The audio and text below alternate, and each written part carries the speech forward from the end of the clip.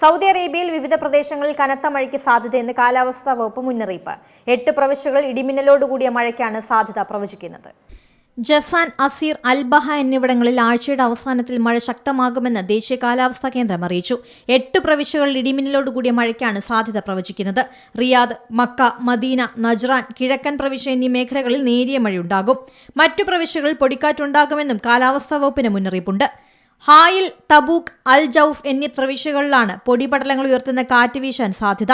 വ്യാഴാഴ്ച മുതൽ തന്നെ അസീർ, കിഴക്കൻ ജസാൻ, നജ്റാൻ, മക്ക, റിയാദ് എന്നിവിടങ്ങളിലെല്ലാം മഴ പ്രവചിച്ചിരുന്നു. ഇന്ന് ഉച്ചതിരിഞ്ഞ് അസീർ ജസാൻ അതിർത്തിയിലും പടിഞ്ഞാറൻ അൽബഹയിലും നേരിയതോ മിതമായതോ ആയ മഴ പ്രവചിക്കുന്നുണ്ട്. മക്കയെയും മദീന മക്ക അതിർത്തിക്ക് സമീപമുള്ള പ്രദേശങ്ങളെയും മഴ ബാധിക്കും. വൈകിട്ടോടെ മഴ ക്രമേണ കുറയാനാണ് സാധ്യത. International desk, Zee Malayalam news. ഏറ്റവും പുതിയ വാർത്തകളും വിശേഷങ്ങളും വിരൽത്തുമ്പിലറിയാൻ സീ മലയാളം ന്യൂസ് എല്ലാ ഡിജിറ്റൽ പ്ലാറ്റ്ഫോമുകളിലും ലഭ്യം.